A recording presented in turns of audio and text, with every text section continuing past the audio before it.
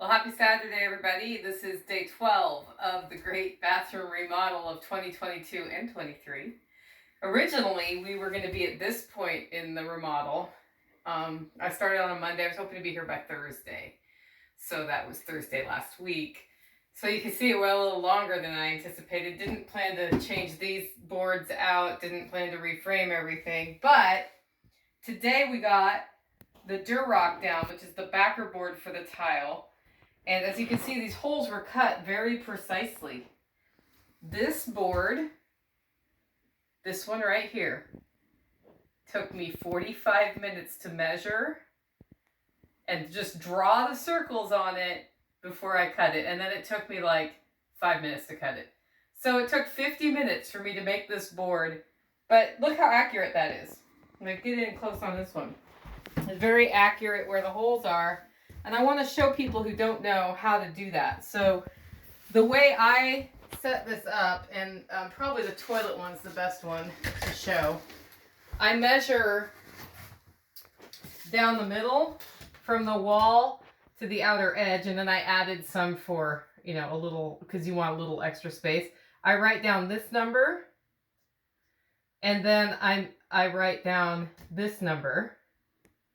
And then I measure from whatever wall I'm going to be taking the board from, which is behind me. So I measured all the way from here through there, and I write down this edge and that edge down the center. And then when I locate the circle, if you look here, I draw lines. You can see there's a square here that circle's in the middle of.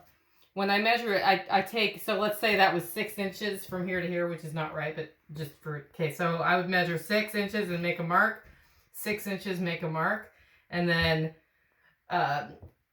11 inches and 11 inches and make a mark so that it's parallel to the wall, and the same in this other direction. And then I use a ruler and I make a box, and then I draw an X, and I know where the middle is so I can drill the hole, except for on this one, because it was so big, I didn't have a pole saw that big. So I used a pot lid to draw the circle, and I used a jigsaw to cut it out. That's why it's a little higgly there, but that's still a pretty good circle. But that's how I work for all of the circles I drill. For this one, I got to use a pole saw, but measuring it was tricky because I had to draw my box, I had to put a different piece of paper on the edge. And then for this one, it was super easy. And the pole saw, like this one's probably the best circle I did.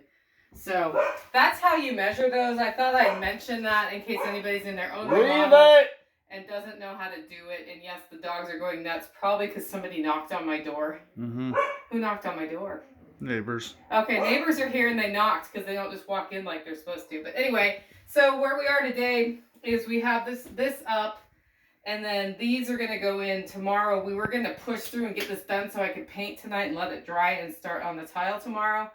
But Tactical and I are working on this together, which means Tactical's doing it mostly.